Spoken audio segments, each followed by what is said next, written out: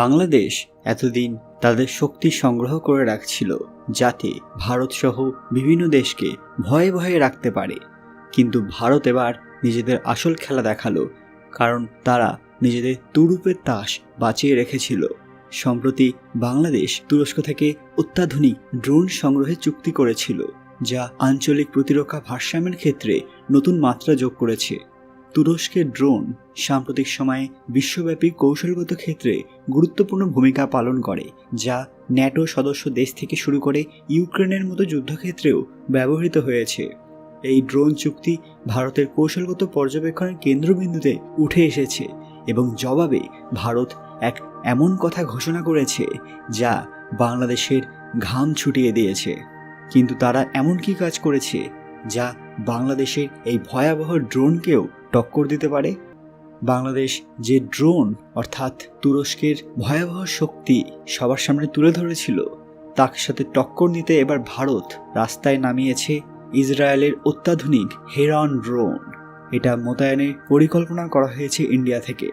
ইসরায়েলের তৈরি heron drone ভারতীয় প্রতিরক্ষা বাহিনীর জন্য দীর্ঘদিন ধরে নির্ভরযোগ্য একটি মাধ্যম। এটি মূলত নজরদারি, গোয়েন্দা তথ্য সংগ্রহ এবং সীমান্তের টার্গেট নির্ধারণের জন্য ব্যবহৃত হয়। হেরন ড্রোন অনেক উচ্চতায় দীর্ঘ সময় উড়তে সক্ষম।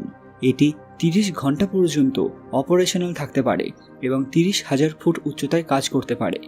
হেরনের multimode radar, electro optical system এবং থার্মাল ইমেজিং প্রযুক্তির সীমান্তে নজরদারির জন্য আদর্শ।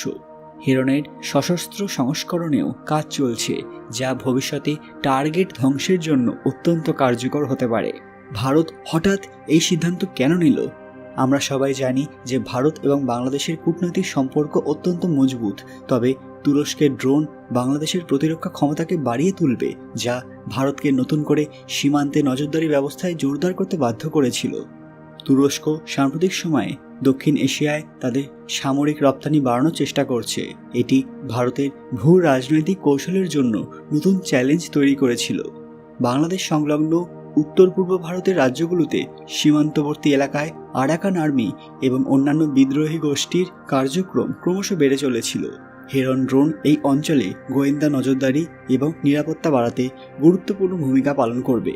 তুরস্কের যে TB2 ড্রোনের কথা বললাম, সেটা বাংলাদেশের জন্য একাধারে একটি প্রতিরক্ষা সরঞ্জাম এবং একটি কৌশলগত শক্তি। এগুলি গোয়েন্দা নজরদারি, অস্ত্র লঞ্চ এবং সুনির্দিষ্ট টার্গেট ধ্বংসে কার্যকর। বাংলাদেশ এই ড্রোন ব্যবহার করে সীমান্তে সুরক্ষা ব্যবস্থা আরও উন্নত করতে পারবে, যা ভারতের জন্য নতুন একটি চ্যালেঞ্জ। ফলে ভারতকে একটা না একটা কিছু তো করতেই হতো না। বাংলাদেশের সঙ্গে সম্পর্ক নষ্ট না করেই ভারতকে তাদের প্রতিরক্ষা শক্তি বজায় রাখতে হবে। তাই হেরন ড্রোন মোতায়েন করার সময় ভারত কূটনৈতিকভাবে বাংলাদেশকে আশ্বস্ত করবে যে এটি শুধুমাত্র প্রতিরক্ষামূলক ব্যবহারের জন্য। বাংলাদেশের তুরস্ক থেকে ড্রোন সংগ্রহ এবং ভারতের ইসরায়েলি হেরন ড্রোন মোতায়েন আঞ্চলিক প্রতিরক্ষার নতুন সমীকরণ তৈরি করেছে। ভারতকে একদিকে কৌশলগতভাবে সতর্ক থাকতে হবে এবং অন্যদিকে বাংলাদেশ এবং দক্ষিণ এশিয়ার ভূ রাজনৈতিক ভারসাম্য বজায় রাখতে হবে। ইসরায়েলের হেরন ড্রোন মোতায়েন শুধু সীমান্তে নিরাপত্তা জোরদার করবে না, বরং এটি ভারতীয় প্রতিরক্ষা ব্যবস্থার উন্নয়ন এবং আঞ্চলিক স্থিতিশীলতার ক্ষেত্রে এটি গুরুত্বপূর্ণ পদক্ষেপ হিসেবে প্রমাণিত হবে। অর্থাৎ বোঝাই যাচ্ছে যে বাংলাদেশ তাদের যত শক্তি প্রয়োগ করুক না কেন, ভারত ঠিক কোনো না কোনো জবাব দেওয়ার জন্য সবসময় প্রস্তুত। তো কেমন হলো আজকের ভিডিওটি? ভালো লাগলে অবশ্যই লাইক করবেন এবং কমেন্ট বক্সে জানাবেন যে ভারত কি এই কাজটা ঠিক করেছে।